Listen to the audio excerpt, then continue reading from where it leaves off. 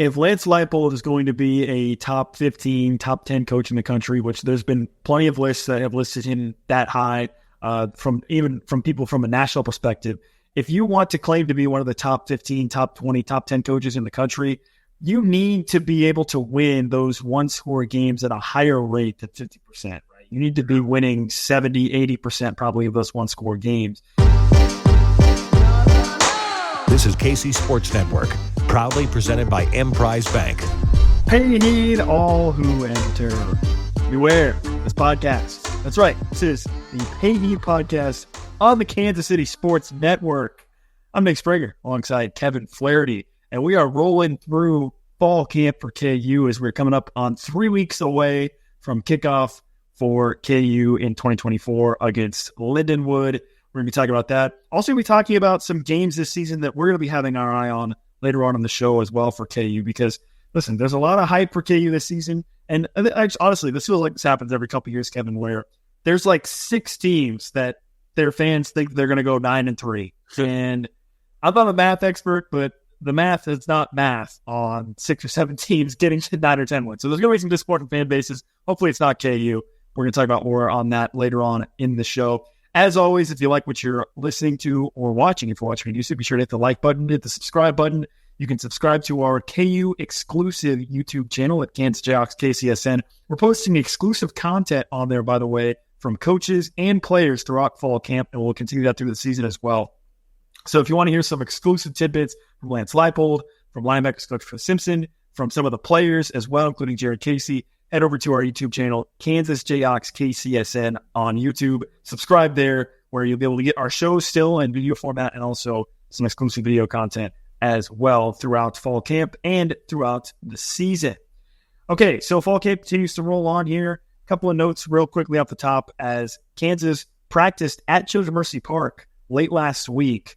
Their first chance to get out there really as a team to practice this season. And Lance Leipold actually divulged when we spoke to him at Children's Mercy Park that that's going to be the only chance they're going to get to practice at Children's Mercy Park. And for those that are maybe unfamiliar, Sporting Kansas City has actually a pretty packed schedule of games at Children's Mercy Park, including either a game 2 days before KU plays Lindenwood or 2 days after. They have a game right around there. So the turf situation, or I guess the grass, it's grass there, something to maybe monitor. And Lance Leipold kind of spoke at length about what he was hoping to accomplish with the team practicing at Children's Mercy Park. He spent a lot of time talking about some interesting things that I think, Kevin, you and I both know that Lance Leipold is a very detailed-oriented guy. Yeah. And some of the things he brought up, it's like, I've never thought of that. Like he was talking about sightlines when it's at night, since they're going to be playing night games. He was talking about punting and kicking and the lighting and the acoustics of the sound. Even talking about, hey, just finding out where the play clock is, right? It seems so weird to think about, but when you're at your home stadium, you know where the play clock is. And when you're playing at Children's Mercy Park, maybe you don't. So just little things like that. That's kind of what Lance Leipold talked about. Also spent some time talking about wanting to get the coaches up into the press boxes so they could figure out the setup for communication, which obviously in 2024, with the ability now to communicate with players directly through the headsets, that adds another layer of sort of complexity to it. So it's the only time KU's going to get out there, which is, I don't know that concerning is the right word for it, but I guess interesting, right? Obviously, I'm sure they want to respect the fact that Sporting Kansas City is in the middle of their season, even though the season is not going very well for them, unfortunately. But still, you want to be cognizant of that. So that was all very interesting stuff from Lance Leipold from Children's Mercy Park late last week. And then Kansas rolls into fall camp this week, continuing as well. What have been some of your thoughts, Kevin, from getting out and seeing them and hearing from some of the coaches and players of the past couple of days this week?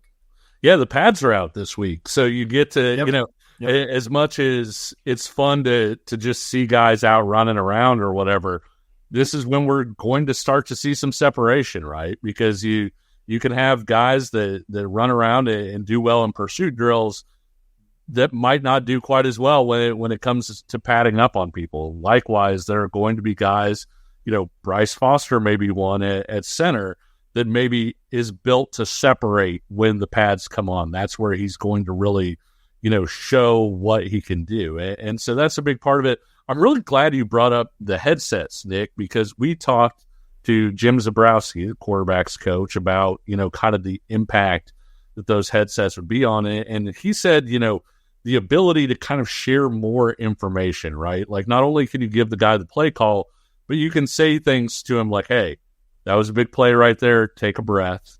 You can say to him, hey, we've set up this route, early, with what we've done early. Watch the post route. It should come open if you get enough time. Things like that. They can add little things about that. And you talking about Children's Mercy Park and little things like, hey, where's the play clock? Things like that. That's something you can tell your quarterback now. You can get up there and you can say, hey, Jalen, you're trotting onto the field. Don't forget the play clock is located at this place or whatever else. And so I think those little bits are going to help, obviously they'll help Kansas, but I think even when you look from a broader perspective, Nick, it wouldn't surprise me to see that kind of elevate quarterback play throughout college football this year and maybe help guys have some of their best seasons and the ability to give that information out. Yeah, and listen, if you haven't had the chance to hear Coach Jim Zabrowski speak, he is an incredible personality. He speaks at about 10,000 words per minute. He's a guy that's just full of energy, and he's a very, very excitable person, and he's someone that you would really want to be sort of the quarterback's guy because he's got all this energy. He's got all of this incredible analytical, details and mindset that he always has, and he's always such fascinating to hear from him. And yeah, that's a great point that you brought up, right? He mentioned, hey, listen, we have an A gap check here or whatever, right, on this play or whatever. Little things like that can help be reminding a quarterback in the game. And I think you bring up a great point about that is that it may actually help elevate quarterback play in college because, when there's only so much you can do when you're on the sideline, throwing hand signals versus being able to get in the guy's ear and talk him through sort of a play call or what necessarily maybe to look for during a play. Yeah, and the other thing, and these aren't necessarily things that we've seen in practice a ton that we've been able to do, but the ability to use tablets now too. You talk to NFL people and they'll say that halftime adjustments aren't really a thing in the NFL because if you're adjusting in half, you're adjusting too late, right? You're getting beat by a concept probably over and over again. The ability to come over to the sideline and say, hey, what are they showing us? Let me show you what they're showing us. And you can make adjustments off of that. Then they can make adjustments off the adjustments. You're probably going to see some of those things get fixed fairly early. And so your game plan is going to be important, but so is how you adjust to what you're seeing in the game, how quickly guys are able to take that information and apply it on the football field because you're not coming back to the locker room to say, okay, this is the thing that's hurting us. You're doing that between possessions. And so that's going to be an interesting thing to watch. Nick, position battles are always, kind of the most interesting, fun things to look at during camp. And, coaches have a tendency to say that they don't decide who plays, the players decide who plays. I think, Shane Bumgarner and Bryce Foster is kind of an interesting development. The coaches have praised Shane Bumgarner for, really coming out of the spring, which they said was, a solid spring. He didn't necessarily win the center position outright, but had a good offseason, has been good so far in practice. The ability there where if he does come on it, if he does do really well, maybe you could move Bryce Foster to guard. That's going to be a real competition there. They said they've worked Bryce Foster at guard a little bit. Of course, don't read too much into that, right? Because they enjoy moving the linemen around and sort of cross-training them at different positions so that they can get their best 5 players on the field. And it may still be that Bryce Foster winds up being their best center, and that's where he goes. But that's a battle to watch. That defensive end spot opposite Jeremy Robinson has gotten a lot of buzz. I think obviously the young players have looked really good physically. Now that you're getting them in pads and you're seeing, hey, can they get off blocks? Can they do the things that you need them to do? How are they reading what they need to read? Those are things that are going to determine how much they play.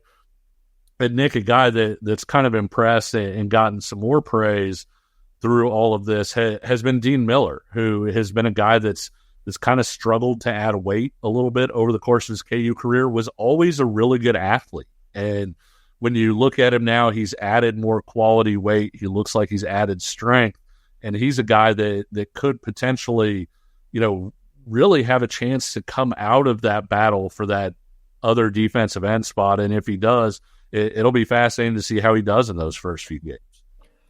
Another critical aspect of fall camp is health, right? Sure. You want to come out of fall camp as healthy as you possibly can. And it sounds like KU's doing okay in that department. You may see some things about different guys wearing non-contact jerseys. I personally would never read into that stuff too closely. Certain guys can be in it and then be fine or whatnot. The biggest one that Lance Leipold brought up was that Bai Job is dealing with wrist and or hand injury. Yeah. We saw him with a pretty big club on his hand during one of the periods that we got to observe at practice, which you rightfully pointed out could be a positive if you're a defensive end.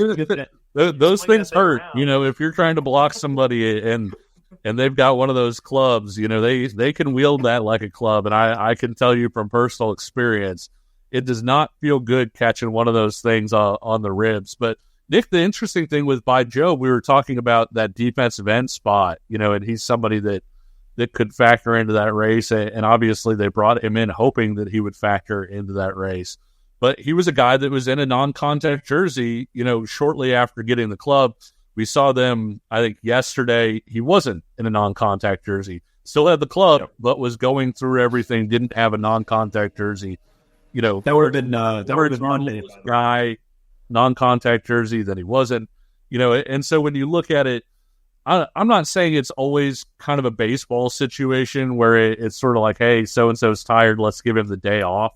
But I think in a lot of cases, it really is, hey, if there was a game today, this guy would be playing. But for today, at least, let's go a little bit easy on him. Let's throw that non-contact jersey out there. And so as much as people want to get on message boards or whatever and freak out about things like this, you really can't tell a whole lot about, hey, this guy's in a non-contact jersey, because he might not be tomorrow, and it might not have been a big deal in the first place. Yeah, the only real injury it seems that KU has suffered through fall camp was freshman tackle David, is it Abajan? Is that how you say his last name? Yeah. Abajan, I believe. Yeah, David Abajan, I think, suffered an injury that he posted on social media about. That seems to be the only real major one that KU has dealt with so far in fall camp. Obviously, guys like Deshaun Hanika is still out.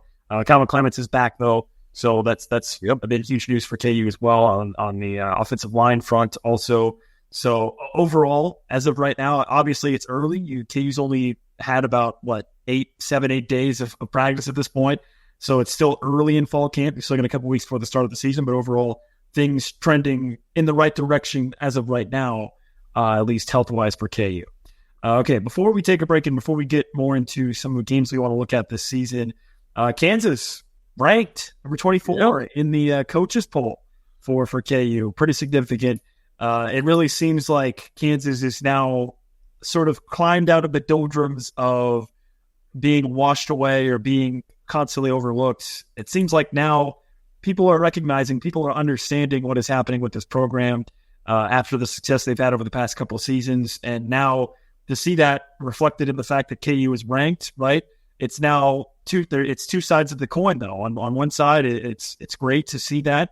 On the other side, with increased expectations comes increased pressure for Kansas to deliver on those expectations this season. So what was your reaction to KU being ranked in the coaches poll number 24 just earlier in the week? Yeah, and if you think that ranking's too low, get after Henry at the Lawrence Journal World. He's the guy with the AP vote, which actually so this was the coaches poll. It hasn't actually been released yet, but no, we like teasing Henry about that. But no, it's I think one of the things is you go back and look at 2002, right? And Kansas gets off to the hot start, which Kansas had not done in a really long time. And everybody was kind of like, is this going to be the week they're ranked? Is this going to be the week they're ranked? And part of the thought and hope with that, Nick, was not necessarily, I think it was, hey, rank us before we lose and you throw us off into the ether and not rank us again. But, with the way that season went, with winning 9 games a year ago, with the guys that they were carrying, you're starting off the season ranked. And quite frankly, number 24, I'm sure if you did an internal poll at the football complex, they would say that's too low. The players would say not necessarily that, hey, we need to be ranked higher, but in order for Kansas to reach its goals, Kansas is going to need to be better than number 24 in the country. And so, on one hand, you look at it and you say, gosh, that's great recognition, to start the season ranked. It shows that people are thinking about Kansas in that kind of positive light. On the other hand, if you want to compete for and win a Big 12 title, potentially go to the college football playoff, you're probably going to need to be better than number 24. And so you're going to want to increase that. And like you said, really make a run at exceeding those expectations. Yeah, and you bring up a great point about the fact that, listen, Kansas goes 5-0, so season 5-0 a couple years ago. And there was a real sense of, even from a national perspective, of like, oh, the lowly team is off to a hot start. The bad program is off to a hot start. And then, whatever. Then it's all going to go away. Whatever. They'll go back to being bad. Well, now Kansas is here. Kansas is here. They're on the national stage. People are recognizing what KU is doing. And what that means is you're going to start getting teams' best shots when you go to play them. It's not going to be a snooze fest. It's not going to be the David Beatty, well, there's an advantage because there's nobody in the crowd. There's going to be no more of that in 2024 for KU. Yeah, and you remember, like, not just the ranking, but people kind of begging College Game Day to come out after Kansas' start too, and saying, please, for the love of God, get out of here before something bad happens. And to be honest with you, I'm not saying that hosting College Game Day wouldn't be a big deal. Of course, if they did this year, it wouldn't be in Lawrence with Kansas playing in Kansas City. But at the same time, you more expect Kansas to be in that range where it's, hey, if it's a big game, Kansas is potentially going to be in that range where they consider Kansas for College Game Day, which is something that was absolutely unthinkable, heading into the 2022 season. And so, yeah, I think, your point about this is recognition of Kansas being here and, recognition of the way they ended last year with the guys coming back that they have coming back, and it's interesting too, I think, Nick, because I wonder if Kansas would have been ranked higher if not for the Jalen Daniels factor, right? A lot of people feel like they're in wait and see mode, not necessarily that they don't think he's a great player, because people always start with that. Oh, he's magical. Oh, he's great, whatever else. But they do want to see, Jalen go through a full healthy season, I think, before they say that, and it makes sense. I mean, you're talking about a guy that last year was preseason offensive, player of the year in the Big 12. This year, heading into the year, didn't have that same sort of mention. And it wasn't like he was bad. His passer rating last year was better than the year it was the previous season. And so you're really just saying, okay, if Jalen Daniels stays healthy, 24 could be low for Kansas. You got me thinking about the possibility of College Game Day at Arrowhead Stadium. Yep. I was at one of those. I was at one of those in 2007 against Missouri. Yeah, that would be pretty cool if they went back. I don't know what game it might be, but it could be very exciting. And speaking of College Game Day, I can't think of anything that I would rather wear to College Game Day other than home field apparel. And we spent some time last week talking about home field apparel's new release of Platinum football boxes. Well, Kansas, their box has officially been announced by Home Field. You won't want to miss it. These are going to be going on sale later this week. And they're going to probably sell out pretty quick, but it's ridiculous. Derek, sorry. Kevin, I just called you Derek. My apologies. Kevin, let me tell you what's going to be in this box. All right. I'm going to get an Aloha Bowl long sleeve shirt, a Go Big Blue vintage KU t-shirt, another KU t-shirt, a KU sweatshirt, a koozie, a pair of socks as well. All of that is in the Platinum football box for KU. They're going to sell out quick. And listen, this is something that's exclusive to just 55 schools across the country that Home Field is doing. They picked Kansas as one of them. So go and support them, and you'll be covered for the entire football season. That's kind of a hoodie that you will be rocking in November is extremely good looking. Yeah, like these are exclusive. I like all of it, but I do feel like it ends like on a really high note. Like you're at the Iowa State game at Arrowhead and rocking that hoodie, like your friends are going to be extremely jealous of you. And these are exclusive items, people, by the way. And also, If you want to get 50% off your first order, you can use the code PAYHEAT24. So if you're thinking, oh man, been on the fence about getting some home field, but maybe this Platinum Football Box has you sold for the season, be sure to use code PAYHEAT24, 15% off your first order. More coming up next. We appreciate you supporting KC Sports Network by listening to our podcast. You have helped us become the highest-ranked Chiefs podcast network in 2022 and 2023. And don't forget about our daily Substack newsletter, the best written analysis you can find on the Chiefs straight to your inbox every day. kcsn.substack.com. You know when you discover a new binge-worthy show or a song that you bump on repeat and you have to share it with your friends so they can experience just how awesome it is? That's kind of what it feels like when you discover Mint Mobile offers premium wireless for $15 a month when you purchase a 3-month plan. That's such an awesome deal, there's no way you can keep it to yourself. Friends don't let friends overpay for wireless. Say bye-bye to your overpriced wireless plan and switch to Mint Mobile. Mint Mobile is here to rescue you and your squad with premium wireless plans starting at $15 a month. All plans come with high-speed data and unlimited talk and text delivered on the nation's largest 5G network. Use your own phone with any Mint Mobile plan and bring your phone number along with all of your existing contacts. Ditch overpriced wireless with Mint Mobile's deal and get 3 months of premium wireless service for $15 a month. To get this new customer offer and your new 3-month premium wireless plan for just $15 a month, go to mintmobile.com/payheed. That's mintmobile.com/payheed. Cut your wireless bill to $15 a month at mintmobile.com/payheed. $45 upfront payment required, equivalent to $15 a month. New customers on first 3-month plan only. Speed slower above 40 gigabytes on unlimited plan. Additional taxes, fees, and restrictions apply. See Mint Mobile for details.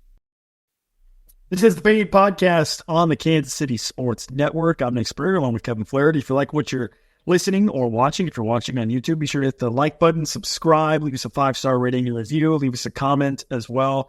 And also, if you want to join in on the conversation, if you have questions about what's happening at fall camp, players, position battles like Kevin was talking about earlier in the show, hit us up on the KCSN hotline powered by Mint Mobile at 913-407-6524. Send us a quick text. Listen, there's nothing easier than sending a text. Just pull out your phone, send a quick text, let us know what your thoughts are. Give us a question about fall camp. Give us a question about anything. Send it to the KCSN hotline powered by Mint Mobile at 913-407-6524. That's 913-407-6524 if you want to join in on the conversation with us. And we will read your questions and answer them on the show as well here on Pay. So, okay, one of the things that I really started thinking about as we get closer to the start of this season is some games to really circle on KU's schedule as sort of big games that could make or break KU's season. Because, again, this is a year where the expectation is that Kansas can hopefully win 9, maybe even double-digit games. And in a year where the Big 12 Conference is so tight, we talked about it on a previous show about how, listen, you could kind of shuffle the top 5 or 6 teams in any order you want and maybe get it that way. It's going to be very tight, and there's going to be some games that could really influence whether or not you are 10-2 and possibly headed to the Big 12 title, or whether you're 8-4 and headed back to the Guaranteed Rate Bowl, which hopefully that doesn't happen to Kansas. But it's that razor thin of a margins I really feel like heading into this season. So I want to kind of highlight a couple of games for both of us that we think are going to be critical for Kansas to achieve that goal of possibly making it to the Big 12 title game and beyond to the college football playoff. I'll kick it to you, Kevin, here to start off. Give me one game on the schedule for Kansas that you feel like is make or break that could define their season in 2024. Yeah, I think, first of all, I'm glad you brought up the record stuff because I wrote an article a couple years ago about how one-score games were just huge in the Big 12 standings. And you looked at that year, TCU wound up going to the national title game, in part because they went 5-0 in the regular season in one-score games. You flip that thing, they're 7-5, not having such a great season. Oklahoma that year, Brent Venables' first year, right? And everybody thought it was a disappointment. Well, Oklahoma went like 0-4 or whatever in one-score games. That's the difference between what they did and winning like 10 games and everybody being happy. Iowa State finished last in the Big 12 that year. I think there was something crazy like 0-6 in conference play in one-score games. And yeah, they were 0-6 in conference play in one-score games. So yeah, TCU could have been 7-5. Iowa State could have won 10 games. And those are the teams at the top and bottom of the conference. And so when we look at the schedule and say, okay, these are the games that can swing, and a lot of them we're talking about games that maybe separated by a touchdown or a field goal either way. And whether you win that game or lose that game can determine whether or not the season is a little disappointing or you're heading into the Big 12 title game with big expectations. I think the obvious one to me, I think, because we each have three, and I think two of ours are pretty similar. The one that jumps out the most is K-State. It's the toughest game on the schedule. You're going to Manhattan. You've lost 15 in a row. K-State is a team that a lot of people feel like is going to be one of those teams, competing for a Big 12 title as well.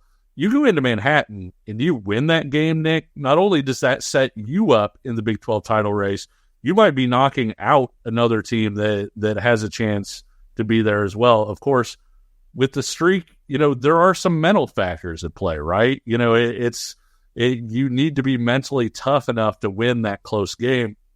It may be, even without the streak, playing in Manhattan, which is an incredibly tough environment, you need to be really mentally tough. And so, Nick, it may be one of those games where you hear people talk about Allen Fieldhouse and how a team really actually needs to be 10 points better than KU to win at Allen Fieldhouse. That may be a game where Kansas needs to be 10 points better than Kansas State, which is not easy to do, to win in Manhattan and break that streak. Well, look, we were talking about College Game Day earlier in the show. Yeah. There's a legit chance that College Game Day could be in Manhattan, Kansas for that game. I mean, sure. The way these two teams' schedules shape up, it is not that far-fetched of an idea to think that Kansas could be coming in undefeated or with one loss, and the same goes for Kansas State, to where that could become a top 15 matchup. And again, you think about all the storylines that you just outlined, right? The streak for K-State beating KU 15 years in a row. The fact that Kansas is now, an up-and-coming program that has finally, clawed their way out of the basement of college football, and yet they still can't overcome that opponent to the west of them in Manhattan with Kansas State, and all of these different storylines that will be swirling around that game. Jalen Daniels possibly, hopefully playing in that game for KU and what that could mean, and so on and so forth. Yeah, absolutely. That is the biggest game I think that could swing the season for Kansas, because if you win that game, I would think that the momentum off of winning that could propel you down the stretch over your last 4 games of the season. That's something else to keep in mind with this K-State game, Kevin, is that it's this, 8th game of the season for KU? Yeah. So it's not like this is the 11th or 12th game of the season for KU like you would typically see, I think, for a game like this.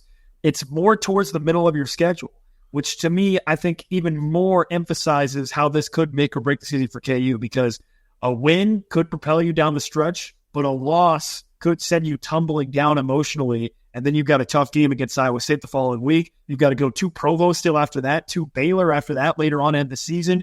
So it's not like you can win this game and breathe a sigh of relief of, oh my gosh, we're in the Big 12 title at that point or whatever.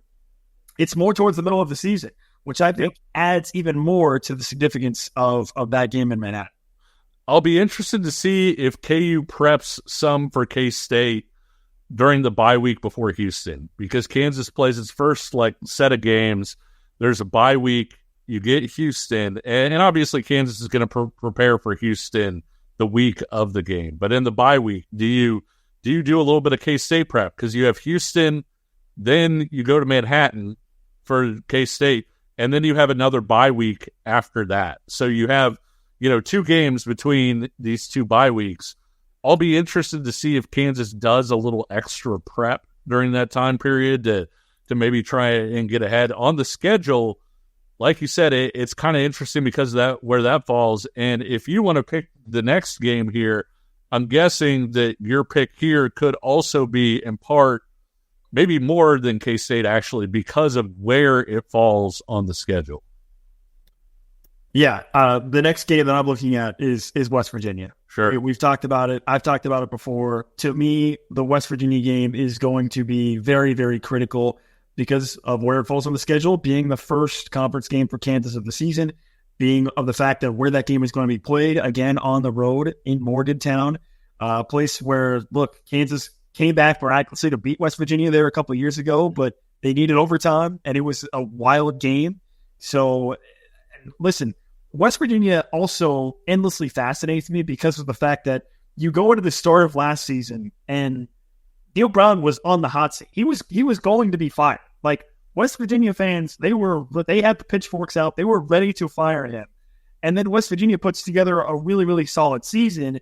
And now they're in this weird spot where they're back on the Neil Brown train, but, like, how good are they going to be? They've got a tougher schedule. Like, what's it going to look like for them? And the fact that they get Kansas right off the bat in conference play, that is going to be a huge game for KU, because you look at the non-conference schedule, the game at Illinois, I know you mentioned it, Kevin, you feel like that's going to be a game that's going to really test Kansas. I would agree with that. But it's a non-conference game. If Kansas loses, I'm not really going to be sweating it that much, I don't think, as long as it doesn't snowball. But the West Virginia game, being the first game of the season in conference play, that is going to set the tone for KU. And I don't think it's going to be an easy game at all in Morgantown. So that's the other game that I'm looking at for Kansas big time, right? I think K-State's probably still number one. But the thing about it is that K-State doesn't become number one anymore if you don't beat West Virginia. Right? Sure. Like, if you lose to West Virginia, and suddenly the K-State game doesn't become as important, I don't think. Like, what makes the K-State game, to me, number one, is this tantalizing prospect of being 7-0 or being 6-1 going into that game. But if you lose to West Virginia to start conference play, and maybe you slip up again, and you're 4-3 going to K-State, suddenly that K-State game does not seem as important. Obviously, from a historical context of breaking the streak, yada, yada, all that stuff, it still is going to be a big game. But what makes it number one is the fact that you could be talking about two teams that are going to be, first, second, and third or whatever, the top three of the conference battling it out. That doesn't happen, though, if KU doesn't get by West Virginia to start conference play. Yeah, and there's a lot of interesting factors with this West Virginia game. Obviously, both teams are significantly better than they were 2 years ago. West Virginia didn't make a bowl that year. Kansas was a 500 team that year with everything that happened. But at the same time, like you said, Kansas really kind of snuck a win out of there. And if you remember, they did it by basically like unveiling the option. Like that was their grand opening as far as the option game. And afterwards, West Virginia just kind of threw their hands up in the air like, look, like they hadn't shown that, for us to prepare for it. Now you look at it, even if you think, hey, KU is going to be a little bit different with Jeff Grimes as the offensive coordinator, Kansas is playing Illinois. Kansas is playing UNLV right after that. You're showing your hand, right? You're not going to have everything up your sleeve where they haven't seen, what you're going to do yet. And so I think that's kind of an interesting secondary factor with that is I think KU kind of snuck one out, through that. It reminded me a lot, actually, and there were better results, but it reminded me a lot of Brent Dearman's, kind of first game getting them against Boston College, where they hadn't really shown a lot of the spread stuff that in RPO looks that they all of a sudden rolled out against Boston College, and they wound up getting a really big win. It was great coaching.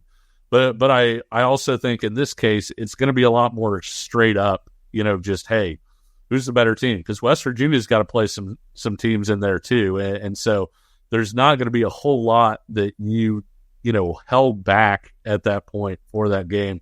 Being the first conference game, being on the road in a really tough environment, like you said, that's a really tough prospect. And my understanding is, Nick, we vary on the third game here. So why don't you go ahead and give your third game, and then I'll follow up. Yeah, so I think we're both in agreement about K-State, both agreement about West Virginia. When you look kind of across the schedule for KU and you think about like the game at Illinois that I kind of touched on earlier, again, I think with the Illinois game, like with the college football playoff expanding, I don't want to say the non-conference is irrelevant, but I think it becomes greatly diminished from the perspective of a team like Kansas. Because a team like Kansas is probably not going to make the college football playoff as an at-large, I don't think. Depending on how things play out, it would be tough. So it all comes down to making the Big 12 title game at the very least and having a chance to get the Big 12 title, right? For a team like Georgia, every game matters because they'll have a chance to get in as a at-large probably, even if they don't win the SEC, right?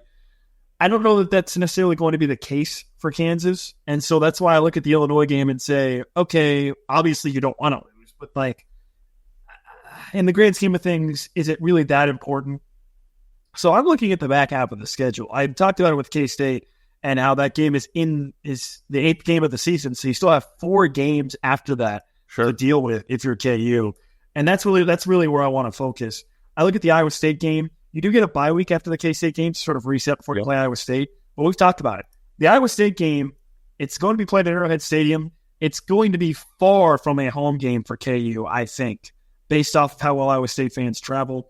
And Iowa State, they're a pesky team. I think pesky is a good term to describe Iowa State in the sense of they're never probably going to live up to lofty expectations, but when they're just expected to be an average to below average team, they can overachieve in those situations with Matt Campbell.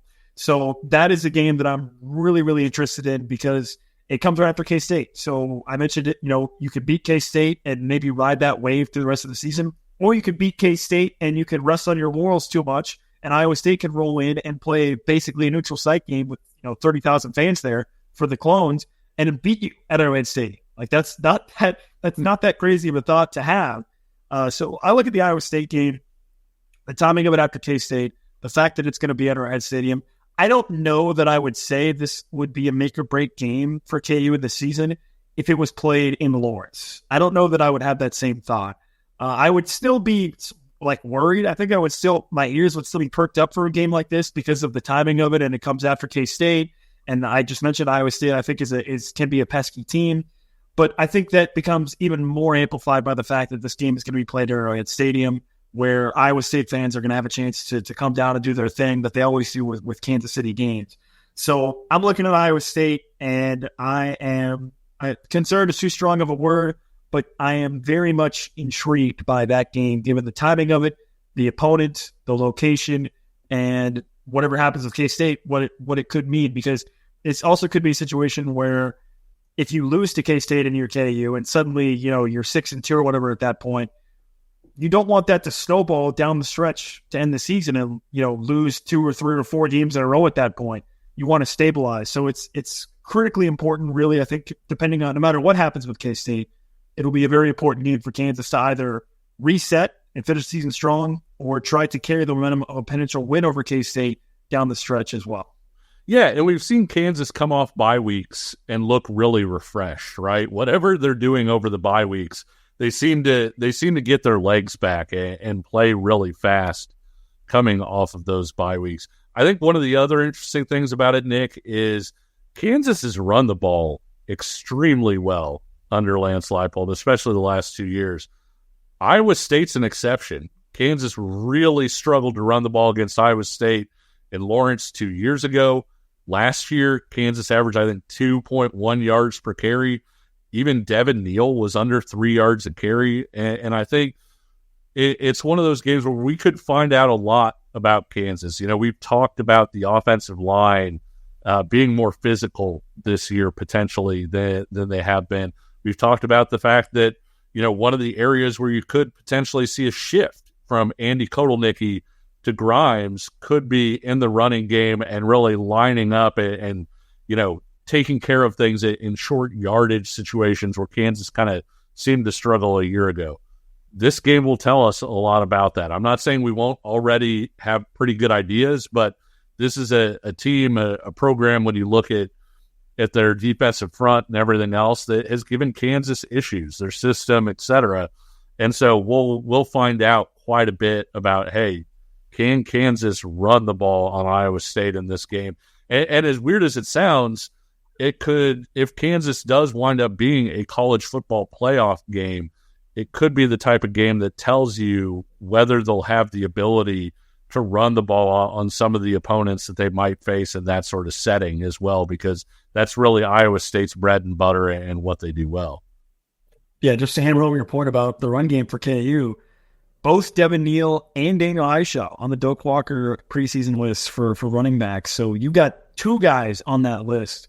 So you expect KU to be able to run the ball well this season. But yeah, again, with Iowa State, we talked about it in the Rewind series, going back to that game last year in Ames. Yep.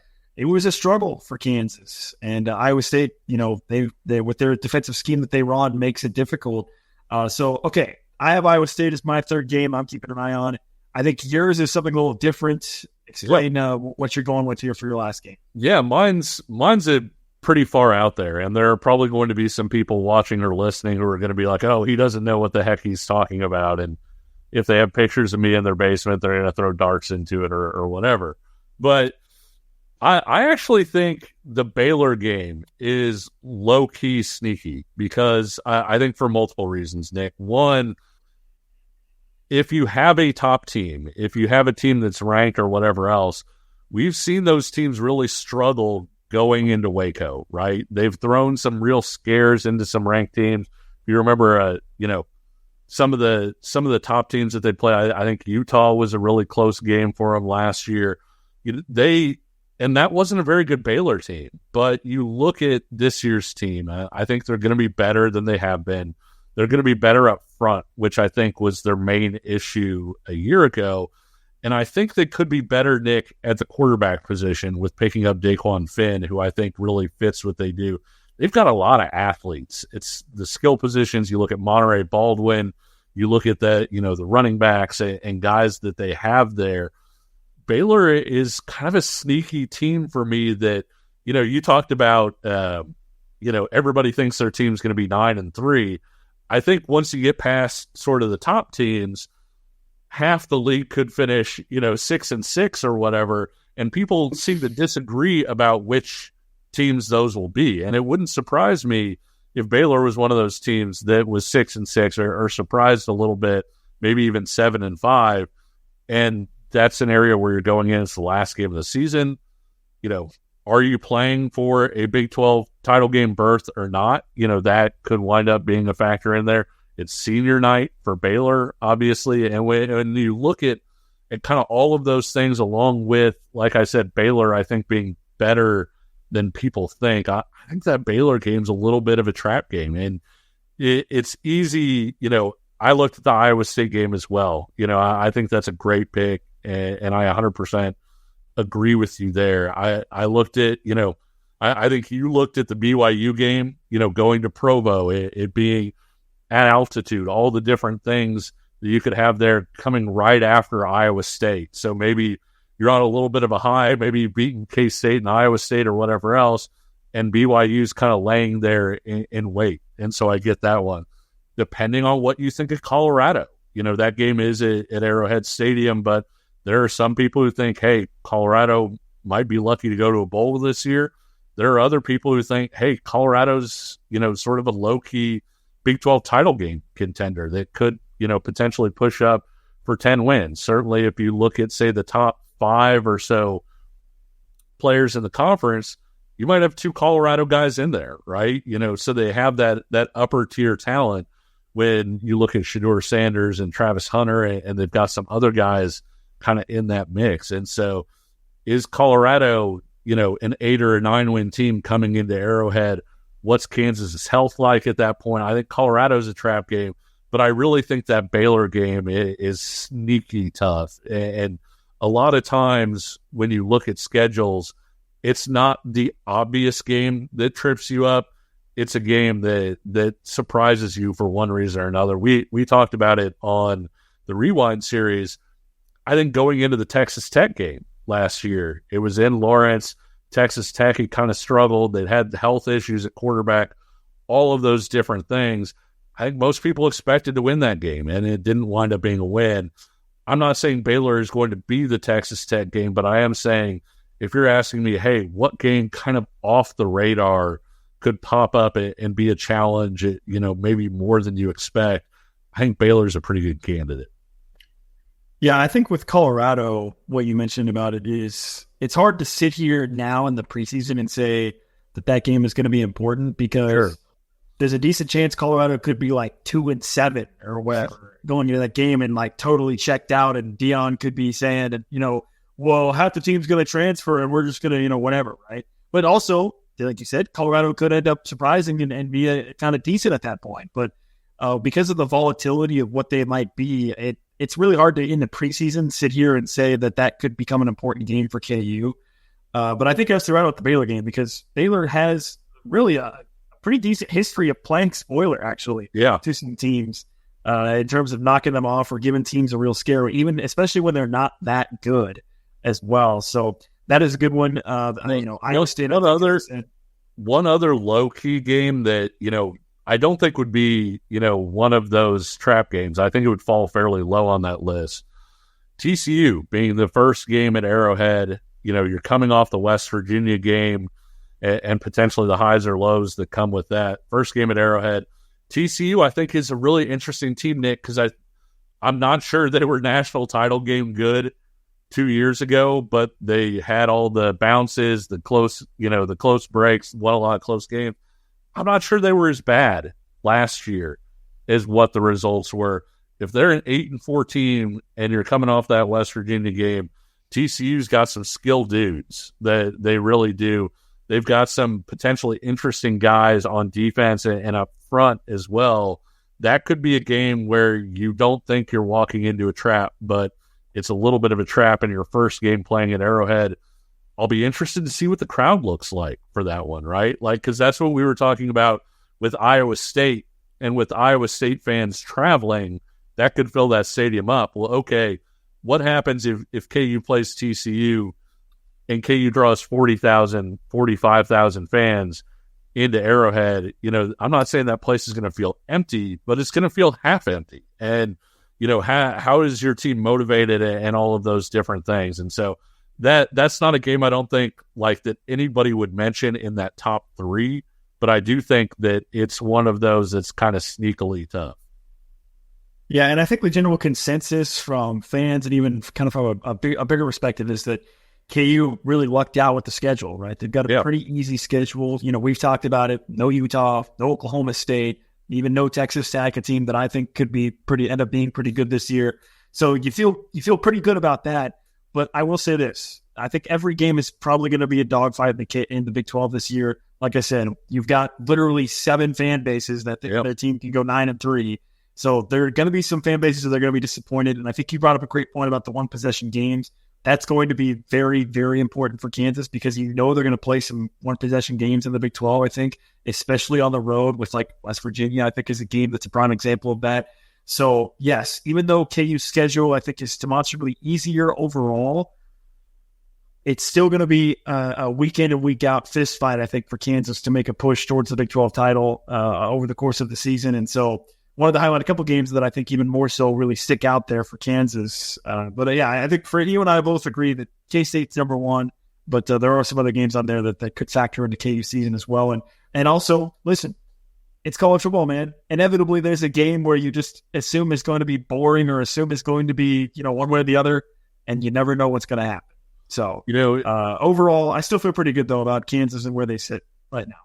2 years ago, KU played basically 5 one-possession games. One of them technically didn't wind up being, and that's the West Virginia game, which went to overtime, but Kobe's pick 6 at the end made it a multi-possession game. It was a one-possession game. Last year, KU played 6 of them, so, 6 out of 13. So that really could be what decides, hey, is it a 9-win season where you're still saying kind of what if, like last year, where you say, hey, bounce goes differently against K-State or Oklahoma State, you're in that Big 12 title game. Is KU in the Big 12 title game, or is KU sitting there at 7-5 saying, man, like this season didn't really go the way that we had hoped? Those close games, even with, like you said, the more manageable schedule, I think that's going to tell the tale. Well, and that's where I think you have to put a lot of stock into Lance Leipold, right? Sure. If Lance Leipold is going to be a top 15, top 10 coach in the country, which there's been plenty of lists that have listed him that high, from people from a national perspective, if you want to claim to be one of the top 15, top 20, top 10 coaches in the country, you need to be able to win those one-score games at a higher rate than 50%, right? You need to be winning 70, 80% probably of those one-score games. And so that's where I look to Lance Leipold and say, hey, go do your thing, man. Like, I have full faith that Lance Leipold can do that, but there's a reason why games aren't played on paper. You got to go out and perform. You got to go out and coach, and then the players have to perform as well. So, but yeah, I think that's where you look at Lance Leipold and say, listen, at the end of the day, you go down KU's schedule this year, I'm taking Lance Leipold over just every coach the KU's going to go up against this season of the regular season. So that to me is where, okay, even if KU ends up playing 6 one-score games, I would hope that Lance Leipold can lead them to a 5-1 or even a 4-2 record in those one-score games. Yeah, Kansas, by the way, you were talking about the whole being better than 500. Kansas is 6-5 over those 2 seasons in those games, keeping in mind that 2 of those games last year, 2 of the losses, because they went 3-3 in those games last year, 2 of those losses did come with Cole Ballard at quarterback because of injuries. Not to lay the blame at Cole Ballard's feet, I'm just saying that's certainly a factor when you have your true freshman walk-on quarterback in for those. In the other games, 3-1, if Kansas winds up, going 3-1 or somewhere around that percentage this year, that could see them in the Big 12 title game this year. Yeah. Well, that's about going to do it for this edition of the Paid Podcast here on the Kansas City Sports Network. Kevin Flaherty, I'm Nick Springer. Once again, if you liked what you listened to or were watching, please give us a 5-star rating and review on Apple and Spotify. Please subscribe, like our comments on YouTube as well. Be sure to subscribe to our YouTube channel, Kansas Jayhawks KCSN, for exclusive YouTube content here from coaches and players throughout the course of fall camp and the rest of this season in 2024. And you want to stay locked in right here throughout the rest of the season. And as one more quick reminder, don't forget, you can also join the conversation with the KCSN hotline powered by Mobile at 913-407-6524. Send us your question. You got a question about fall camp. You got a question about the schedule that we just talked about. You got a question about anything, shoot it our way, 913-407-6524. We'll be back later on this week to talk more fall camp for KU as we inch closer to kickoff for 2024. Until then, for Kevin Flaherty, I'm Nick Springer. We'll talk to you again soon.